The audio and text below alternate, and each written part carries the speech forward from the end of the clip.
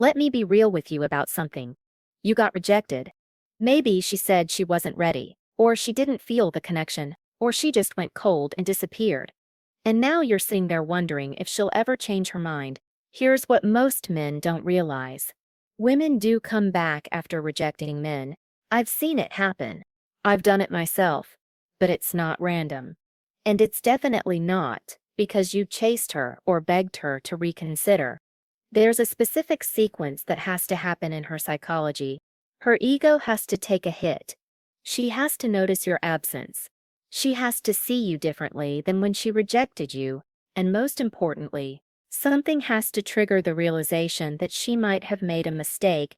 From a woman's perspective, I'm going to walk you through exactly when this happens, what's going through her mind when it does, and what actually makes a woman come back versus what pushes her away permanently. If you've been rejected and you're wondering if there's still hope, or you just want to understand female psychology on a deeper level, you need to hear this. Because the truth is, the way you handle rejection determines whether she'll ever reconsider or whether you'll stay in the friend zone forever. Here's the truth from a woman's perspective. I'm not here to give you manipulation tactics or tell you how to trick someone into wanting you back. That's not what this is about. What I'm going to share with you is the genuine psychology behind why women sometimes reconsider men they rejected. The things we talk about with each other, the things that actually go through our minds when this happens. There are 7 specific triggers that can make a woman come back after rejecting you. Some of them are psychological, some of them are emotional, and some of them are completely situational. But they all have one thing in common. They shift her perspective on you in a way that makes her question her original decision.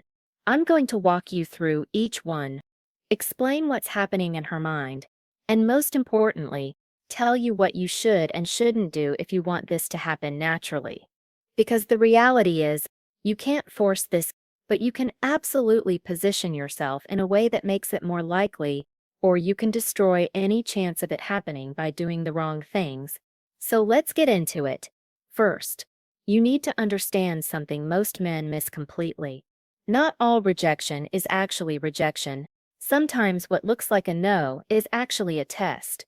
And this is critical because if you misread it, you'll either walk away from something that could have worked, or you'll chase something that was never real to begin with. Women test men.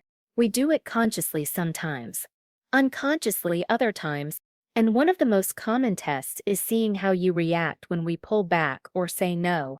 Are you going to panic? Are you going to chase? Are you going to get angry or defensive? Or are you going to stay calm, stay grounded, and respect the boundary without falling apart? Here's the difference.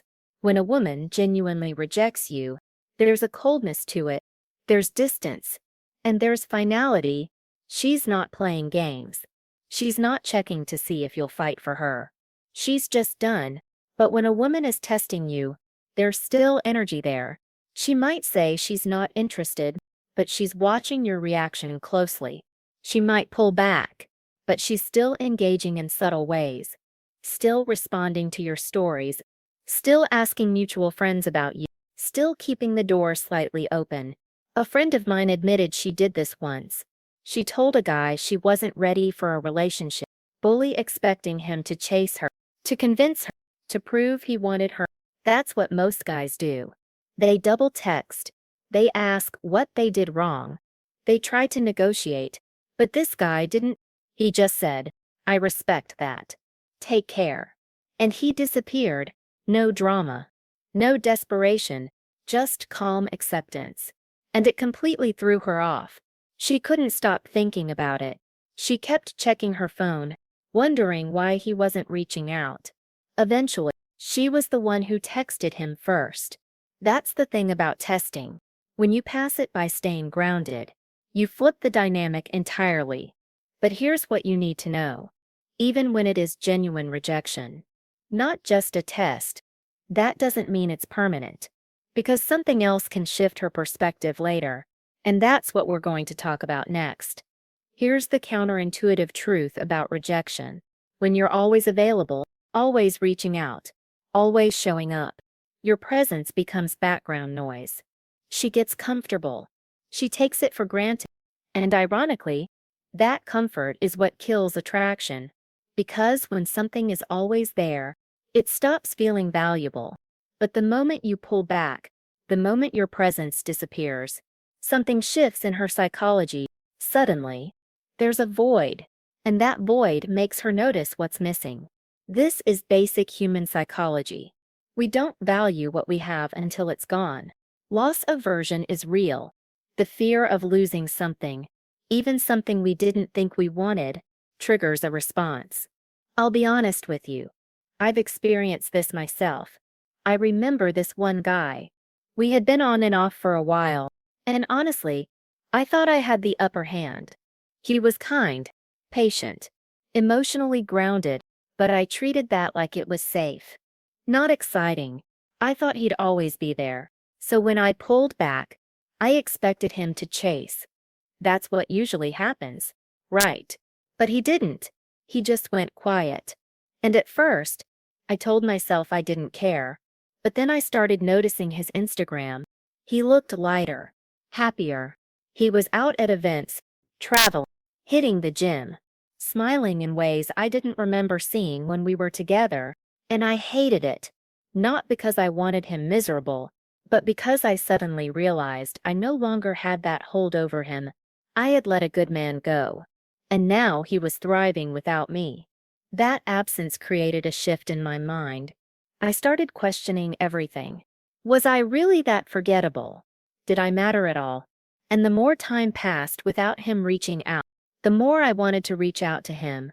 That's the power of absence. But here's the thing. Absence alone isn't enough.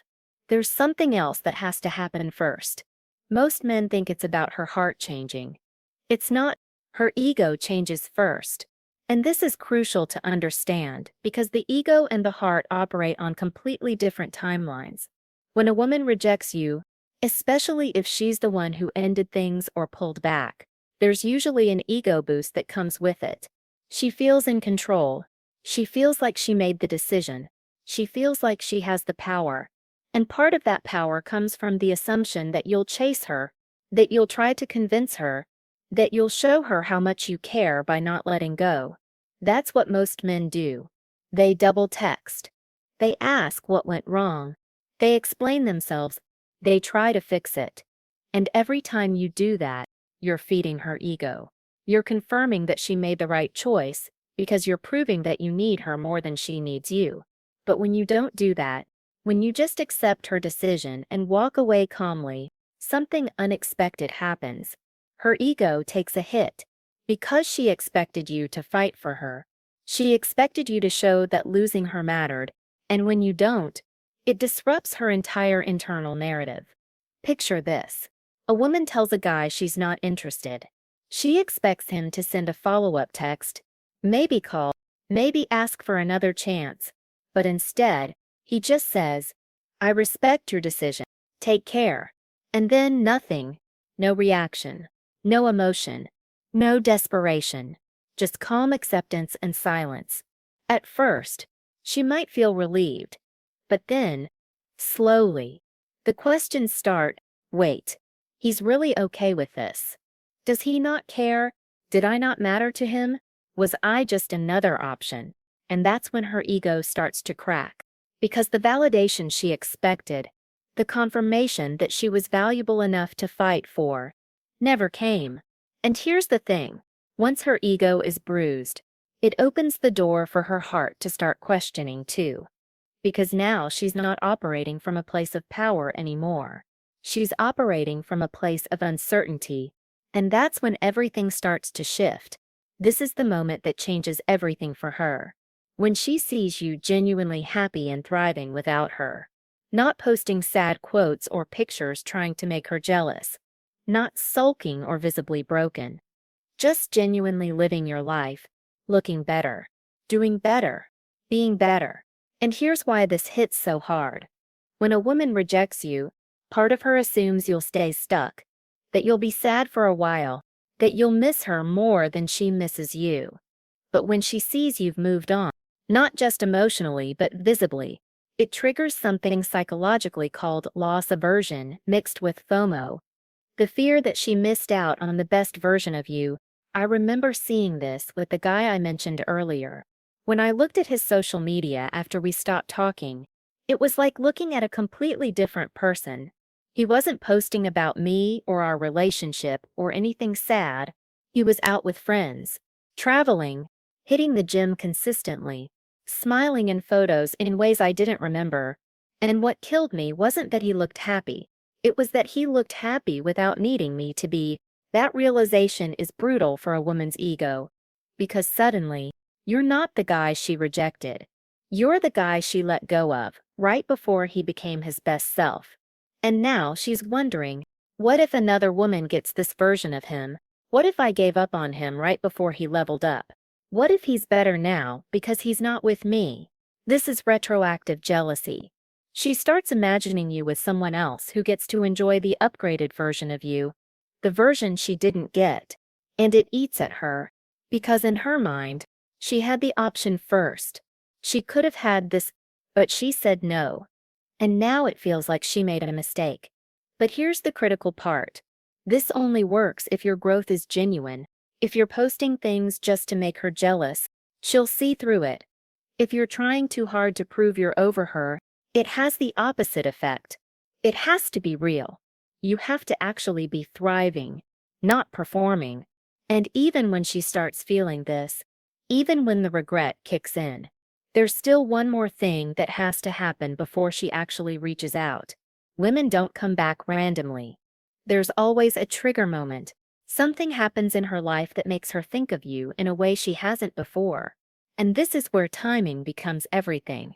Because no matter how much she's been missing you quietly, no matter how bruised her ego is, she usually won't reach out until something specific triggers that emotional vulnerability. The most common triggers are stress, loneliness, disappointment with someone new, or hitting a milestone moment. Let me give you an example. Imagine a woman is going through something difficult. Maybe work is overwhelming her. Maybe she's stressed about family issues or money or her future. She's in an emotionally vulnerable state. And in that moment, she remembers how you used to respond when she was stressed. Most guys would tell her to calm down or stop overthinking or try to fix the problem immediately. But you didn't do that. You were the guy who looked at her and said, "I've got you. You don't need to figure this out alone." You were steady, grounded, safe. And she took that for granted back then because she didn't realize how rare it was. But now, when she's stressed and the guy she's dating tells her to just relax or brushes off her feelings, or when she's alone and has no one to turn to, she remembers you. She remembers how you made her feel. And that memory hits differently now because her current situation contrasts so sharply with what you gave her. That's the power of trigger moments. They create emotional comparisons. Present dissatisfaction highlights past value. And suddenly, rejecting you feels like a mistake she can't stop thinking about. Another common trigger is seeing you with someone else, or hearing through mutual friends that you're doing well or dating again. Suddenly, the idea of you being unavailable becomes real, and that reality shift can trigger panic, because as long as you were quietly moving on, she could tell herself she had time. She could reach out whenever she wanted. But the moment she realizes you might not be an option anymore, the fear of losing you permanently kicks in. Here's what you need to understand. You can't manufacture these trigger moments. You can't force her to feel stressed or jealous or nostalgic, but you can position yourself in a way that when those moments do happen, you're the person she thinks of. And that positioning comes from how you handled everything up until now. The calm acceptance, the genuine growth, the absence. All of it builds a specific image of you in her mind. And when she's vulnerable, that image resurfaces. But even when the trigger happens, even when she's thinking about you constantly, there's still an internal negotiation that has to take place before she actually reaches out. This is where the comeback starts to form in her mind. She's been thinking about you. She's noticed your absence. Her ego has taken a hit. She's seen you thriving, Something triggered her emotions. And now, she's standing at the edge, trying to convince herself it's okay to reach out. But here's the thing. Even when a woman wants to reconnect, her ego is still protecting itself. She doesn't want to admit she made a mistake. She doesn't want to look desperate. She doesn't want to risk rejection herself. So she starts rationalizing. She creates narratives in her head that justify reaching out without making her feel vulnerable. The most common rationalizations are things like, I'll just check how he's doing. It's been long enough, we can be mature about this. Or, maybe he's been thinking about me too. I'll just send something casual and see how he responds. She's testing the water, trying to gauge whether you're still open to her without fully committing. I can't lie. I've done this myself. I've typed out messages and deleted them. I've stared at his name in my contacts, wondering if enough time had passed. I kept thinking, was I really that forgettable? Did I matter at all? And the longer it went without him reaching out, the more I wanted to be the one to break the silence. But I couldn't just say, I miss you. That felt too exposed, so I looked for reasons. A song that reminded me of him. A place we used to go. Anything that gave me an excuse to start the conversation without admitting I regretted letting him go. And this shows up in subtle ways. She'll start watching your stories consistently. She'll like an old post. She'll send a random text that feels casual but is actually calculated. Hey, I saw this and thought of you. Or, how have you been? She's reaching out, but she's doing it indirectly, leaving herself an exit. If you don't respond the way she hopes, here's where most men mess up.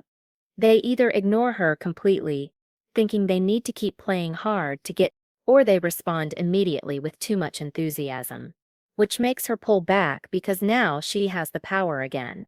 The right response is somewhere in between. Acknowledge her, be warm, but not desperate.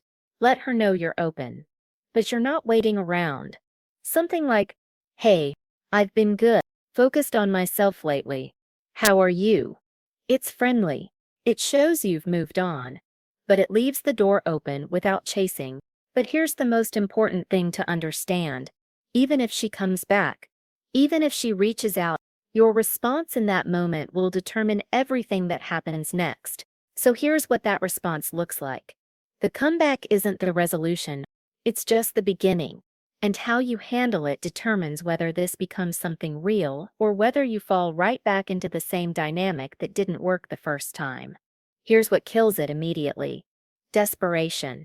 If you respond like you've been waiting for her this whole time, like nothing has changed, like you're just grateful she's giving you another chance, you've lost, because now she knows she still has all the power. She rejected you, disappeared, and you still waited. That doesn't build attraction. That builds complacency. The right response is grounded but open. You acknowledge the past without being bitter. You show her you've grown without lecturing her. You're friendly, but you're not chasing. Something like, I appreciate you reaching out. I've been in a good place, focused on my own growth, but I'm open to seeing where things go if we're both in a better space now. That response does everything. It shows you're not holding a grudge. It shows you've moved on emotionally. It shows you're not desperate, and it leaves the door open without handing her control. She has to meet you where you are now, not where you were when she left. So here's what you need to remember. Women do come back after rejecting men, but it's not random.